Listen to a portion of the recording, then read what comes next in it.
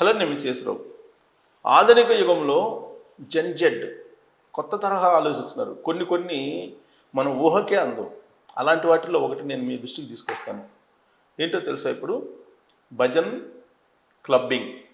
ఏంటి భజన్ క్లబ్బింగ్ అనుకోవచ్చు మీరు.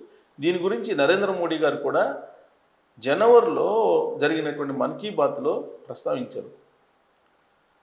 సింపుల్గా చెప్పాలంటే సన్ బార్న్ ఉంది కదా, సన్ బార్న్ అనేది అందరికీ తెలుసు. ఈ సన్ బార్న్ని తలదన్నేలాగా ఈ భజన్ క్లబ్బింగ్ ఉంటుంది. ఏంటి ఈ భజన్ క్లబ్బింగ్ అంటే సన్ బార్న్ని కంపేర్ చేద్దాం. మనం జనరల్గా మనం పబ్కి వెళ్తాం. ఆడేం చేస్తారు? మందు తాగుతారు, డ్యాన్సులు వేస్తారు, దానికి తగిన విధంగా మ్యూజిక్ పెడతారు. ఒక గ్లాసులో మందు పెట్టుకొని ఆ డ్యాన్స్కి తగిన విధంగా డ్యాన్సులు వేస్తూ ఉంటారు. నైట్ గడిచే కొద్దీ ఆ సౌండ్స్ తారస్థాయికి వెళ్ళిపోతుంటాయి. దాంతో తన్మయత్వం కాదు, మత్తులో ఊగిపోతూ ఉంటారు. దాన్నే తాజాగా ఆధ్యాత్మికవేత్తలు మరో రకంగా మలిచారు. దాన్ని భజన్ క్లబ్బింగ్ అన్నాడు. భజన్ క్లబ్బింగ్ మామూలుగా అయితే పబ్ కల్చర్ అంటాం కదా, దాని బదులుగా భజన్ క్లబ్బింగ్ అని పేరు పెట్టారు. ఈ భజన్ క్లబ్బింగ్లో ఏం చేస్తారో తెలుసా? అక్కడ ఆధ్యాత్మికమైనటువంటి ఒక నినాదాలు, ఆధ్యాత్మికమైనటువంటి వేద మంత్రాలు, ఇవన్నీ కూడా మ్యూజిక్తో కూడినటువంటివి పెద్ద స్థాయిలో వినిపిస్తూ ఉంటాయి. అక్కడ కుల్షాద్ ఛాయ్ అంటే ఫేమస్. ఆ ఛాయ్ని పట్టుకుంటారు చేత్తో, వైన్ పట్టుకున్నట్టు పబ్బుల్లో. ఇక్కడ ఏం పట్టుకుంటారు? భజన్ క్లబ్బుల్లో ఛాయ్ని చేతిలో పట్టుకుంటారు. ఆ కుల్షాద్ ఛాయ్ని ఎంజాయ్ చేస్తూ ఈ మ్యూజిక్ తగిన విధంగా మంత్రోచ్చారణ వస్తుంటుంది. దాంట్లో ఒక తన్మయత్వంలోకి వెళ్ళిపోతారు. అలాంటి క్లబ్బులు ఇప్పుడు ఏర్పాటు చేస్తున్నారు. పబ్బుల స్థానంలో ఇప్పుడు భజన్ క్లబ్బులు వస్తున్నాయి. పబ్ కల్చర్ స్థానంలో ఇప్పుడు భజన్ క్లబ్బులు వస్తూ ఉన్నాయి.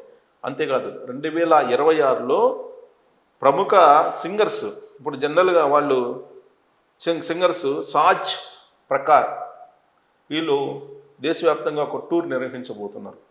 వాళ్ళు టూర్లో ఇది సన్బర్న్ లాగా పెద్ద ఎత్తున హైలైట్ కాబోతుంది. సో భక్తికి కార్పొరేట్ గ్లామర్ అద్దేశారు.